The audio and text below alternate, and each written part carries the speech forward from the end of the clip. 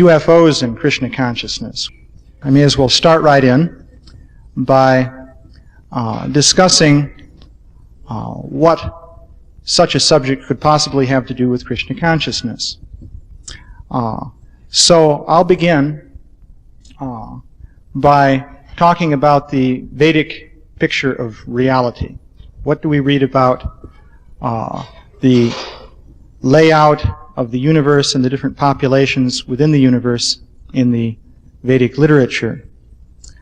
And given the basic description that you find in Vedic literature, what would one expect to find in the modern observable world that might tend to confirm that or disconfirm it, or in some way shed light on the reality of the basic Vedic worldview? So I'll begin by giving a just brief synopsis of the Vedic description of the universe. What you have is a universe created by supreme intelligence. The, of course, initial creator of this material universe is Lord Brahma, who's manifested from the lotus flower coming from the navel of Garbhodakshai Vishnu. From Brahma there are emanations of Prajapatis, who are beings who are empowered to create other species of life. From the Prajapatis, various generations of species descend. There are 8,400,000 species of living beings within the universe. All right. There are 8,400,000 species of life within the universe. And of these, 400,000 are described to be basically human in form. Now, 400,000 species, that's quite a large number if you think about it. And needless to say, the Vedic literature does not tell us about all of those different species. If you stop to think that, for example, the Srimad Bhagavatam has 18,000 verses, so if each verse told us a little bit about one of those species, that would only cover 18,000 of them. And there are 400,000. So, naturally, we don't have information about all these different species. However, if we look at the Vedic literature, we do have some basic information about them that gives us some knowledge. From the Bhagavatam, there are a number of facts that you can glean. Basically, there are the demigods, or devas, whose main dwelling area in the universe is Svarga Loka. These include Indra, Chandra, Varuna, and so forth. It's said there are 33 million principal demigods. There are Upadevas. The Upadevas are almost demigods. They're not quite demigods. It is said in one Shastra that I noted, one of the Puranas, that the powers of the Upadevas are about 3/4 of that of the powers of the Devas. So that gives you a sort of numerical idea. The Devas, by the way, have all kinds of mystic powers. This is one of the primary things that you see when you read the Bhagavatam. They have great control over the material elements, and thus it is possible for them to appear and disappear. They can change their form. Indra, if he likes, can appear as a bird, as happened in that pastime with Maharaj Shibi, for example. They have control over the elements within your body. They can control your mind. They can manipulate matter in different ways. There are 8 basic cities. These are described in the 11th canto of the Srimad Bhagavatam, and a whole series of other subordinate cities or mystic powers, many of which are quite remarkable, and these are fully possessed by the demigods. So the Upadevas typically also possess these powers, to a lesser extent, of course. These include beings such as Siddhas, Charanas, Vidyadharas, and so forth. Also, there are Gandharvas, Kinnaras. There are many different categories of Upadevas within the universe. The living places for the Siddhas, Vidyadharas, and so on are described in the Srimad Bhagavatam. Basically, they are beneath the planet Rahu and above the earth. Basically, there is the Rahu planet, and between the level of the Rahu planet and the earth, there are various lokas inhabited by the Vidyadharas, Siddhas, Charanas, and so forth. Beneath them, there are lokas occupied by more demonic grades of beings. Of course, there are three basic modes of nature: goodness, passion, and ignorance. The devas, or demigods, are predominantly in the mode of goodness. The daityas, demons, are in the modes of passion and ignorance. And there are other beings who are predominantly in the mode of ignorance, which could be called ghostly species of life. One should make a distinction between ghosts and ghostly species. A ghost, by definition, is the subtle body of someone who has died, but because of their karmic complications, they are unable to receive another gross body. And furthermore, they are attached to a particular material situation in this world. So they tend to haunt some particular location within this world. It is said that a person in this situation desires material enjoyment, but they are not granted a material body with which they can obtain these material enjoyments. So it's a condition of great suffering. That's the situation of a ghost.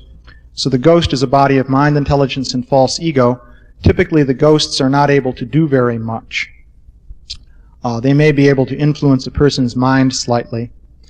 And on some occasions, if they can gain access to a person's energy, perhaps because of some physical defect in the person, then they can throw some things around and create disturbances.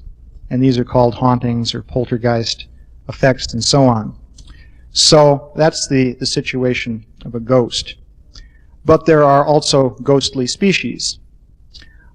And there's quite a list of them in the Bhagavatam. These consist of bhutas, pretas, pisachas, yatudanas, kujmandalas, vetalin. There are different lists that you find in the Bhagavatam describing these different types of beings. These, however, are species. It's not that when you die and you're just there in your subtle body that you become one of these. You can also become one of these beings as a result of karma. But they have organized societies, and they are definite species with definite bodily forms. Their bodies are more subtle than the bodies we have, but they may contain some admixture of gross elements also. Typically, they also possess different mystic powers. However, they're not as powerful as the Upadevas. That's also described in different Shastras. So, the 5th canto of the Srimad Bhagavatam says that, interestingly enough, these beings have their lokas, or dwelling places, 100 yojanas above the highest altitude to which the birds can fly. Large birds, it says. So that would indicate that above more or less the upper region of the troposphere, I guess, in modern terminology, if you go 100 yojanas up, which would be about 800 miles, then according to the 5th canto of the Bhagavatam, that's where you come to the domains in which these beings are living. In addition to that, there are different kinds of living beings that inhabit lower planetary systems. There are 7 lower planets, lower planetary systems, which are described in the Bhagavatam, mainly in the 5th canto. These are referred to as subterranean heavenly planets. It's an interesting description. They're called Bilasparga. Many different types of living beings live there. Many of these are predominantly in the mode of ignorance, or they are demonic. Typically, when the demons are defeated in battles with the demigods in the heavenly planets, they're driven down into the lower planets like Patala Loka or Sutala and so forth. And then occasionally they try to come back up to the heavenly planets, and on other occasions they try to take over the earth. So there are very powerful demonic beings living in the lower planets. Some of them, it turns out, are not demonic actually. There's the famous case of Bali Maharaj, who as a demon conquered the heavenly planets and was divested of his possessions by Vamanadev, the avatar of Lord Vishnu. And in the course of his meeting with Vamanadev, he surrendered to Vamanadev. And so he became a pure devotee. But still, he was considered to be officially a demon and was sent to live in Sutala until the end of this Manvantar period. At the end of that period, he will become the Indra, and then he'll rightfully rule the heavenly planets. So apart from that, though, there are beings of lesser stature, of many different categories. One interesting group is the Nagas. The Nagas are described as living both in lower planetary systems, there we go, and on the earth. The Nagas, as is true of many of these beings, can change shapes.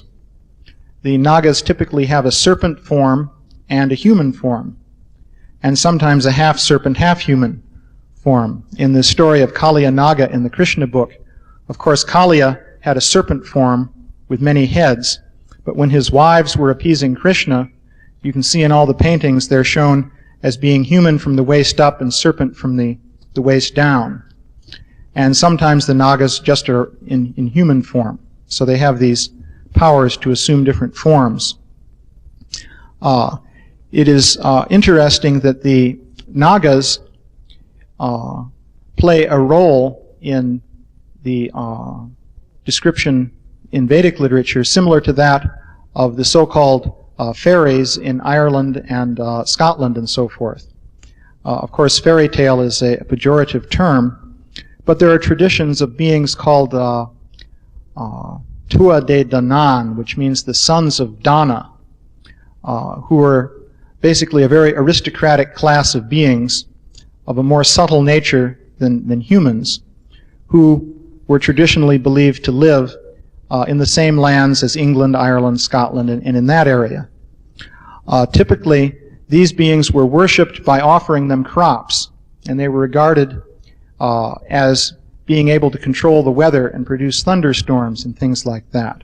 So if they weren't given their offerings of the harvest, then they might cause a storm and destroy the harvest and things like that. Exactly the same traditions exist in India with regard to the Nagas, especially in Kashmir. You can read about these different traditions. So these beings are said to live on the earth, the lower planetary systems. So in various shastras, there's additional information. There's a whole category I've left out. These would be the pitras, or forefathers, ancestors is another way to look at it. There's the Pitraloka planets. In some of the Puranas, it is described that there are actually many different categories of Pitraloka planets with many different names. There's an elaborate nomenclature. So it's a very complex system. Basically, in the Bhagavatam, we just read about Pitraloka, but it's actually described that there are more Pitraloka planets than there are planets of the demigods. And in a way that makes sense, because the Pitraloka planets are connected with the transmigration of souls, and a lot of souls are transmigrating. The demigods are more like cosmic administrators. So, in any case, it's interesting to see that there's a vast array of Pitraloka planets. Some of these are connected with punishment of sinful personalities. Yamaraj is presiding. in Pitraloka, in the southern part of the universe, and the Naraka Lokas, or hellish planetary systems, are located in that region. So that's a basic rundown on the different planetary systems. So if you look at the Bhagavatam, Mahabharata, and so forth, you find that in the time periods described in those books, many different categories of living beings were interacting very openly with human beings. Demigods would sometimes come to the sacrifices performed by great kings, for example. When Maharaj Yudhisthira performed the Rajasuya sacrifice, various demigods were present there to participate in various ways in the sacrifice. It was said that sometimes even a common man could see the demigods, which implies, by the way, that sometimes the common man couldn't see them, even though they were actually there to participate. Apart from that, there were meetings and encounters with many kinds of beings of a more demonic nature. There were the Rakshasas. People would have encounters with these. There are many stories of the Pandavas. Of course, Bhima would occasionally have a knockdown, drag-out fight with a Rakshasa, like Hidimba. And he also married the sister of Hidimba, and there was offspring from that named Gatochkacha, which indicated that human beings and Rakshasas could produce fertile offspring. In fact, this is a general concept. Arjuna was at one time abducted by a Naga woman named Ulupi. Arjuna was bathing in the Ganges at that time in preparation to engaging in a fire sacrifice in Haridwar. And this Naga woman came up behind him and pulled him down into the water. But she didn't pull him just into the water, she pulled him down to the Nagaloka kingdom. Her father was one of the kings of the Nagas.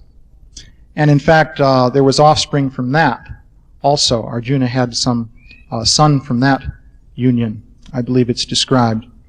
Of course, demigods would also sometimes produce human offspring. The Pandavas are an example. Each of the Pandavas had as their mother Queen Kunti, and their fathers were different demigods. So that's a brief description. I would note, by the way, also that these beings described in Vedic literature are very often said to have remarkable flying machines, and called Vimanas in Vedic literature. A very prominent example of the Vimanas is the flying machine of Salva. Salva, by the way, was a human king, but this flying machine was built for him by Maya Danava, who is an inhabitant of a lower planetary system and is a famous technological wizard. So by the arrangement of Lord Shiva, Maya Danava constructed this spaceship, or whatever you may call it, for Salva. Apart from that, there are many descriptions of Vimanas. The demigods themselves are even called Vaimanika, which means those who travel in Vimanas. The Upadevas are typically described as having them. For example, the Vidyadharas, typically they're flying in Vimanas. The Gandharvas also. There's some of the Vimanas are sort of like single-seater vehicles, it seems. For example, one Gandharva was flying over the palace of Devahuti, and he saw Devahuti playing ball on the roof of the palace, and he fell out of his Vimana. He was so infatuated with Devahuti, so it seems as though maybe he banked too steeply and he didn't have his seat belts on. So, on the other hand, the Vimana of Salva was huge. He had armies on board his Vimana, and he was dropping all kinds of things on Dwarka. It's interesting, by the way, that he was not dropping bombs like in World War II. He was dropping slabs of rock, tree trunks, poisonous serpents, and so on. So it seems he didn't have a technology for bombing. So this was entirely an amateur operation. He just happened to get this flying machine from somebody else who knew how to build them. But in his own human society, people didn't know how to build those things, evidently. Or they would have had the technology that goes with it for bombing and so forth. So, also there are descriptions of flying cities in the Vedic literature. There's the city of Hiranyapura, for example. Hiranyapura was occupied by different groups of Danavas, such as the Puloma and Kalikeya Danavas. And they would just travel around the universe in their flying city doing whatever they wanted. And they had a benediction from Lord Brahma that no demigod could defeat them. So, however, they did not have a benediction that no human could defeat them. Because after all, humans are actually quite puny and insignificant. So, an arrangement was made by Indra for Arjuna to attack Hiranyapura. Because, of course, he was technically a human, although he wasn't exactly human in his powers. And so Arjuna destroyed Hiranyapura with celestial weapons. So this is the basic. So if this is true, one can ask, well, what about the world as we experience it today? Now, today, the standard view of the world, which people are raised on, is that basically human beings are the only intelligent form of life which exists within the range of our senses. Scientists will argue that all of the planets in the solar system are uninhabited except for the Earth. Life cannot exist there. They speculate that if life could evolve on the Earth, then maybe it could evolve on some other planet, on some other star, but the probabilities are that this would be very, very far away from the Earth. And many prominent scientists, such as Carl Sagan, for example, have argued that interstellar space travel is not at all a practical consideration. There are limitations imposed by the speed of light and the theory of relativity and so forth. So practically speaking, we are alone in the universe as far as intelligent life is concerned. In contrast, the Vedic literature describes all these different forms of life, many of which live on the earth or beneath the earth in a subterranean region, or very close to the earth, a few hundred miles up above the earth's atmosphere, and so forth. So one natural question that you can ask is, well, if that is so, where are they? Now, this, of course, is the Kali Yuga. It's different from the Dwapara Yuga. It's described that the demigods do not manifest themselves before human beings here on the earth anymore during the Kali Yuga, because proper sacrifices for the demigods are not being performed. So they won't appear here. They still live here. Lord Chaitanya, for example, met Lord Shiva on Sri Shaila Hill in South India. That's described in the Chaitanya Charitamrita. And various other demigods were also living there, as described there. So, but they don't make themselves visible normally to human beings in this day and age. At least that's not the standard procedure. But there are many other categories of living beings, and there is no account indicating that they have ceased to be manifest or to live on the earth. In particular, there are beings in the mode of ignorance and so on and so forth. So one prediction one could make based on the material in the Bhagavatam is that it would seem that there should be some interaction between human beings and some other form of human-like intelligent beings. But you wouldn't expect these, generally speaking, to be demigods or anything like that. That would be something you would expect based on the Vedic literature. Now, Srila Prabhupada has not said very much about this kind of possibility. He has said something, though. One comment that Srila Prabhupada made, I think this devotee Madhu Visa was asking Srila Prabhupada about UFOs and so forth. So he said in a letter to him, your second question about spacemen from other planets, it is stated in the Vedic literature that there are many planets where the inhabitants are more advanced than the inhabitants of this Earth planet. So it is not unlikely that such people may have developed space-traveling methods. They occupy higher posts in the creation of the Lord, and so they may be considered as demigods in the same way as the president is especially empowered by the nation. But this does not mean that such spacemen are necessarily carrying the messages of the Lord, just as the business of the state employees is not to act as the state representative, but he acts in his particular job. So that's an interesting statement. So all Srila Prabhupada is saying there is that such things are possible. It is not unlikely that such people may have developed space-traveling methods. But there's the interesting point that he makes, that this does not mean that such spacemen are necessarily carrying messages of the Lord. That could be highly relevant. So, now, that is the introduction concerning the Vedic worldview.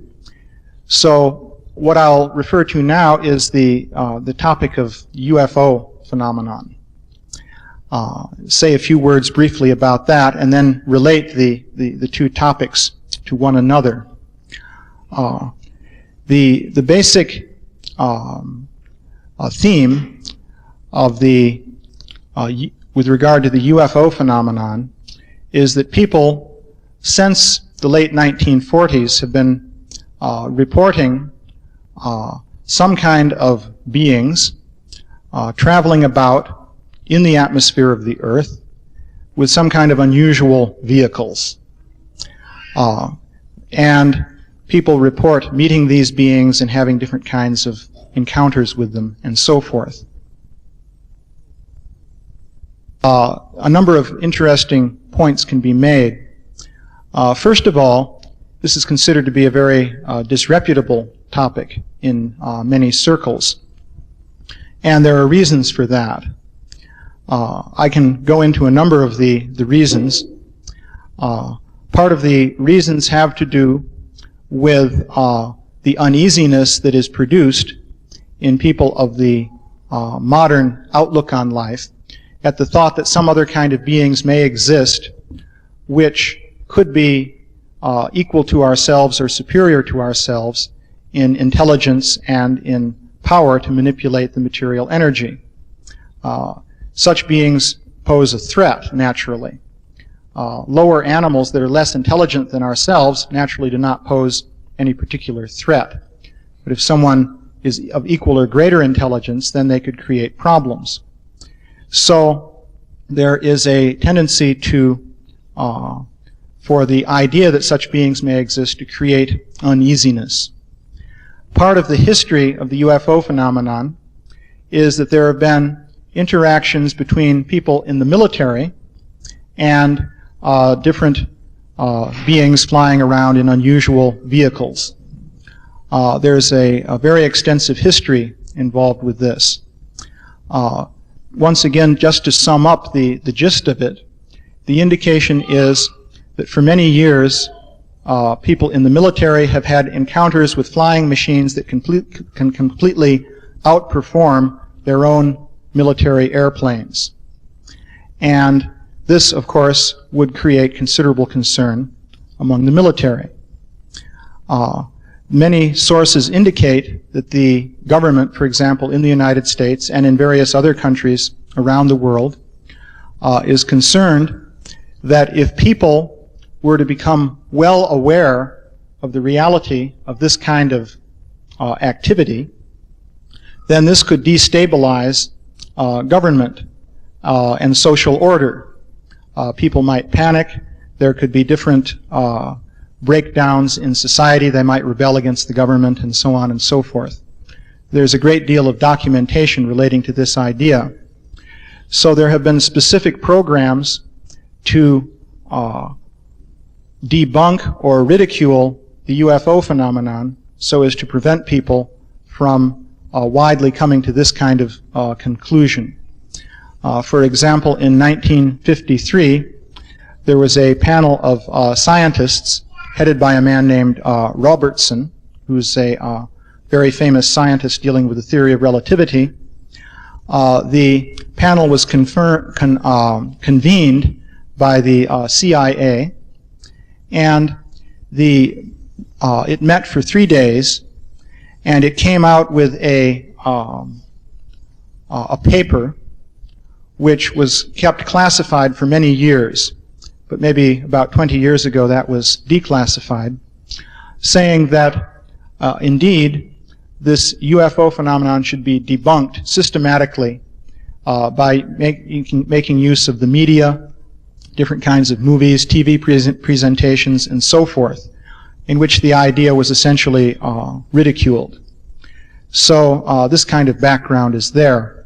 I won't go into that in much more detail.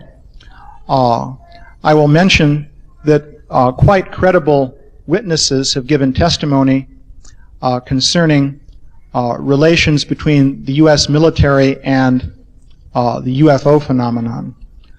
For example, I myself have spoken to a man named Elmer Green, who's a PhD.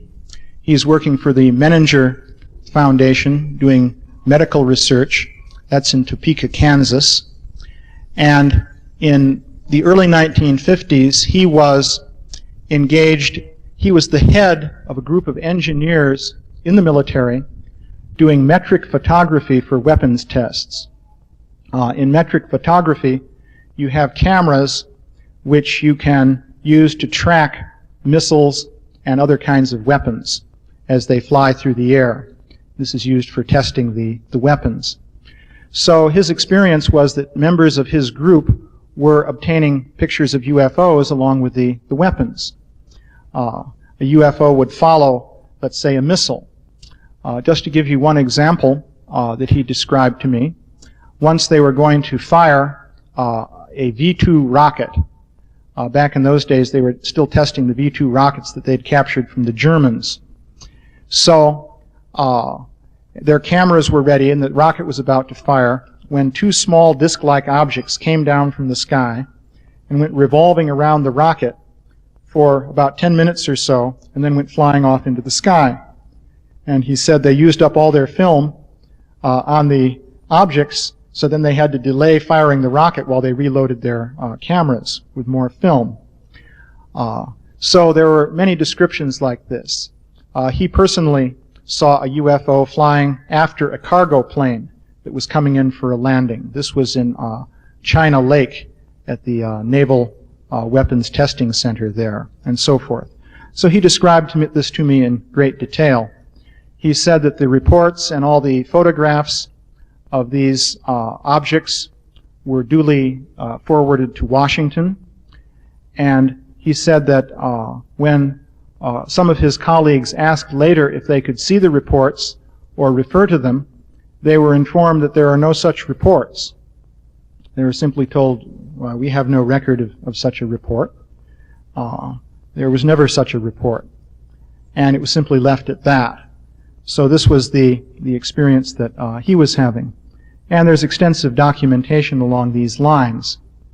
So this is some of the background on the UFO phenomenon. Now, what I would like to do is go fairly quickly to the point to describe how the UFO phenomenon relates to Krishna consciousness. This is entirely a matter of preaching of Krishna consciousness. At the present time, a very large amount of material has accumulated concerning encounters that people have with UFOs and different kinds of beings associated with them. The beings typically are of two broad categories. There are beings who are, to put it bluntly, they appear to be very Tamasic in nature, very frightening. And there's another category of beings that seems to be more in the mode of goodness in terms of their behavior and their appearance. The frightening beings typically look totally horrifying. They come at night. They cause people to become paralyzed. And there's a whole experience that people describe in relation with these beings. There's been a lot of publicity about this lately, and this is called abduction. They will say that they are carried away into perhaps a UFO, at least into some room somewhere, they don't know where, and subjected to various types of mistreatment that sort of look like a medical examination, but they're very painful, and they involve quite a number of very unpleasant activities. These people typically become traumatized by the experience. In recent years, quite a number of people in the medical profession have begun to investigate these reports. Particularly psychiatrists and psychologists have made these investigations. They have found, typically, that the people are not psychotic.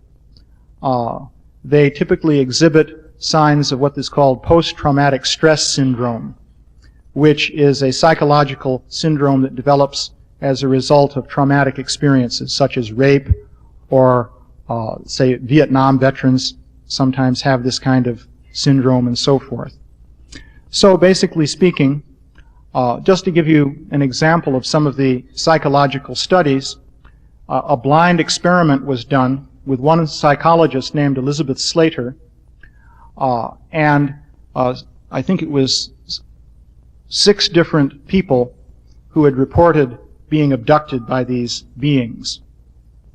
Elizabeth Slater was not told that that was in fact what these people had in common. Nothing about UFO abductions was mentioned to her. She was merely asked to give a psychological evaluation of these people. She performed the evaluation, concluded that they were all perfectly sane. These were people, by the way, in a number of walks of life. One was a New York corporate lawyer, for example, a woman, career woman. Another was a secretary. One was an artist. I think someone was an engineer. Variety of different backgrounds. These were all very respectable people. They were not nutty in any way. They did not have unusual occult interests. They were quite run-of-the-mill, actually. And they were certified by her to be perfectly sane, but she observed this post-traumatic stress syndrome type manifestation in them. When she was informed that what they had in common was that they had been carried off by strange little men and subjected to tortures of different kinds, she was totally shocked. And she said that according to her previous training and understanding of psychology, people who would tell stories like that would have to be strange psychotic characters given to fugue states and schizoid experiences. So this is one example of the studies. Recently there's a professor of psychiatry at Harvard University named John Mack, who is taking these experiences very seriously. So these are experiences in which people claim to meet a kind of being which is, as I say, frightening in both in appearance and behavior. These beings typically exhibit what would appear to be the equivalent of different mystic cities described in Vedic literature. For example, there's a mystic city called Vasita city, which is described in the Vedic literature. It is a power of hypnosis by which one can control the mind of someone else at a distance. Srila Prabhupada commented that sometimes a yogi acquires a small degree of this Vasita city power, and he comes among the people, convinces them of some unreal thing, takes away their money, and then leaves. The beings who engage in these activities appear to exhibit a power like that. They can control the minds and bodies of the the people who are having these experiences. Another feature is the Lagima Siddhi. That is the power to nullify gravity. And these beings are very frequently described as floating through the air. So sometimes when they take people with them, they cause them to float through the air also. There are many accounts like this, and many quite responsible people have given testimony to this effect. I'll just mention, for example, there was one Air Force officer named Moody.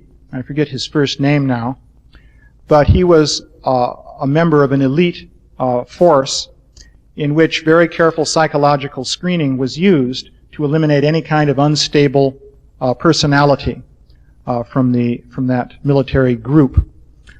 He had an experience of an encounter with these kinds of beings, and he made the comment at one point that, I hope nobody sends for a straitjacket for me, but those beings did not walk, they floated. That was his description. He saw them floating across the ground coming towards him. There are literally hundreds of accounts of this nature. So that corresponds, though, to a mystic power described in Vedic literature, which is the Lagima Siddhi. It gets worse than this, however. These beings are described to come through walls. Now, this is where one begins to think of ghosts and things like that. Something insubstantial that can come through a wall. But that is also described in these accounts. It's a very standard description. There is, by the way, just to give another reference for credibility, there's a history professor named David Jacobs at Temple University in Philadelphia who has written a book called Secret Life. He studied a large number of these cases. And he, by the way, is pretty much of a materialist in his views. He makes that very clear in his account. It's, by the way, respectable to be a materialist, especially in a university these days. So he's a respectable man. And he affirms that these beings tend to come through the walls. And since he definitely does not believe in mystic powers or any kind of superstitious nonsense like that, he says that, well, they must have some kind of technology by which they can alter the molecular structure of the wall and somehow pass through it. It's just a very advanced technology. After all, just think to a savage tribesman, radio and television and airplanes would seem magical. So likewise, these things seem magical to us. That is the way he reconciles himself to these things. It is interesting, though, that these correspond to Vedic siddhis also. In the Krishna book, for example, we have the story of the abduction of Aniruddha. The story, of course, there is that Usha, of course, dreamed of this beautiful young man. Usha was a very protected princess. She was in the castle of Banasura, and there were no easy ways in there to get at her. But Chitralekha, her mystic yogini girlfriend, traveled through the ether. Srila Prabhupada, whenever he refers to this, he calls it traveling in outer space. But the space in question is the ether. And actually the ether is everywhere right here. It's not that it's just way out beyond the atmosphere. So Chitralekha could travel through the ether or through outer space, which, as far as I can understand it from the different descriptions in the Vedic literature, means that ordinary matter would cease to be an obstacle, and she would just be going through the space. It's as though you can ignore everything that's in the space and just go through space to another place, which means you could travel through walls, trees, or whatever was in the way. At the other place, you come back into the normal state of existence, and it appears that you've passed through matter. So she picked up Aniruddha without waking him up and took him back into the palace, into the quarters of Usha, and then, of course, they had an affair there, which was very disturbing ultimately for Banasura, the Usha's father, when he found out about it. So that's an example of this kind of mystic power in the Vedic literature. It is possible also in Vedic literature to go through walls and so forth. Interestingly enough, in the 11th canto of the Bhagavatam, there's a description of a mystic power called Mano Java. Krishna is describing the different mystic cities to Uddhava. And he says Mano Java is the power whereby the body is made to follow the wind that accompanies the mind. So, that's an interesting idea. According to that, if you move your mind somewhere, Srila Prabhupada has spoken of traveling at the speed of the mind. With this mystic power, your body will move with it, and your body will go to whatever place you visualized in your mind.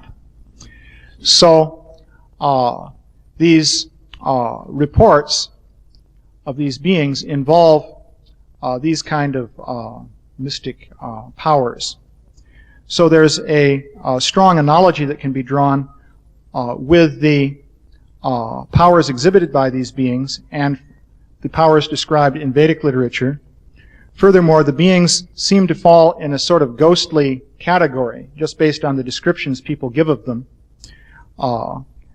And in the Vedic literature, you have the different categories of ghostly beings. As I say, these are not ghosts, but they are beings of a ghostly nature. They tend to be predominated by tamagun. These, by the way, are described in great detail in the Vedic literatures that relate to Lord Shiva. This makes sense, because Lord Shiva is Bhutanath, so he's specifically concerned with those beings. For example, in the Vayu Purana, 18 different kinds of bhutas are described, and their bodily forms are described. They have a great variety of different bodily forms. And then 16 categories of pisachas are described, with all the details of their bodily appearance. So, still that's a long way to go to get all 400,000 types of species. So, the basic idea then, with regard to this UFO phenomenon in the Vedic literature, is that this can be used for preaching Krishna consciousness. A lot of people now are taking these phenomena seriously. Many books have been written on the subject. At the present time, there are all kinds of TV specials dealing with this subject matter. As I say, professional people like psychiatrists and so on are involving themselves with it. So the interest is there. And one can take this material, compare it with the material in the Vedic literature, talk about the Vedic picture of reality, and say that this basically confirms the Vedic picture of reality. And it provides a forum then for talking about the Vedic picture of reality as something real. Apart from that, one can just say, well, on faith, one should accept that these things are true, but it's really becomes a matter of a leap of faith. One lives in the world of modern experience, in which we are the only intelligent beings that we know of on the planet, or within many, many light years of here. So one can consider on the basis of faith that, well, maybe the universe really is, or at least maybe at some time was, as described in the Vedic literature. But the advantage of this subject matter is that in discussing it, one can then discuss the Vedic picture of reality as something actually real. It's perfectly natural then to do that. And on that platform then one can talk about all kinds of things relating to Krishna consciousness. Now, one feature of this whole UFO phenomenon is that people who look into this at all seriously find it to be very disturbing, as you might imagine. I've described the tamasic aspect. There are other kinds of encounters that are not so frightening. I'll get to those in a moment, because there's an interesting thing we can say about those as well. But if we look at those that are considered to be very Thomasic, these are very disturbing. This David Jacobs, for example, said, "Sometimes somebody will ask me, what if this all turns out to be an illusion? And none of these things are real. It's just some kind of a dream or an illusion or something like that." And he said that if that turned out to be the case, I would weep for joy. I don't want this to be true. This is what he was saying. So the Vedic literature provides the actual solution to this kind of problem. For example, and the solution, of course, is Krishna consciousness. The simple, basic logic of it is this. If we think that we are the only intelligent beings within many, many millions of light years, and we think that we have the power to control nature, then to solve our problems, one natural way to do it is to use our own intelligence, learn how to manipulate matter in a more ingenious way, and thus deal with the different difficulties. We can conquer disease, we can solve the problems imposed by nature, and so forth, using technology and science, and in this way deal with everything. And if we are the only intelligent beings around, how else could we do it? But if there's the possibility that there are beings superior to us that might in fact mistreat us in some way, for example, then what can we do? We can't fight them if they're superior to us any more than, say, members of a savage tribe could fight off people with modern military weapons. Just consider the plight of, some tribesmen when they meet up with a modern army. What can they do? So the solution then is simple. You have to appeal to some higher beings. If some beings higher than you are causing you trouble, then the only thing you could possibly do is appeal to somebody higher than them. Logically speaking, you may as well go straight to the top. One thing you can immediately infer from the existence, by the way, of beings other than humans is that there must be God. It's a natural inference. If we are, in fact, the only intelligent being on the earth, then you can perhaps give some credence to the evolutionary theory that we came up from the apes. Things have been gradually improving over millions and millions of years, and we're just the pinnacle of the evolutionary process. We're the best thing that's come along. So that makes sense in that picture. But if you have all kinds of beings superior to us, immediately the evolutionary view breaks down. First of all, the theory of evolution in no way can account for any of the types of beings that I've described, if in fact these are real. Now, by the way, as a point of epistemology, I don't insist that any of these things are real. It's perfectly all right for me if this is a species of folklore that has now emerged within modern consciousness for some sociological or psychological reason. That's perfectly all right. But a lot of people are taking it seriously, and Vedic literature says that such beings are real. Whether people are actually experiencing that now or not is another thing, but certainly they're reporting experiences which enable you to talk about this subject matter in a very serious way. And that's the basic point. In other words, we don't have to affirm that any of these things are real in order to talk about these things. In this book that I wrote, in the introduction, I said, in fact, I gave the advice that for some people, the best way to look at this is a study of folklore. And I'm not saying, by the way, that therefore it is just folklore. This is just a point of epistemology. What we're mainly interested in getting at here is the Vedic literature, and of bringing that into serious discussion among people. So, to cut a long story short, the solution to the problem posed by beings superior to us is you have to surrender to God. If there are beings superior to us, that suggests that the theory of evolution is certainly not very good. Darwin's theory cannot explain the origin of such beings. If you try and stretch Darwin's theory to accommodate them, then you've got real problems. If you say they evolved on another planet, then the problem is, why do they look similar to humans? Because they do. They have 2 arms, 2 legs, head, eyes, and in the right place.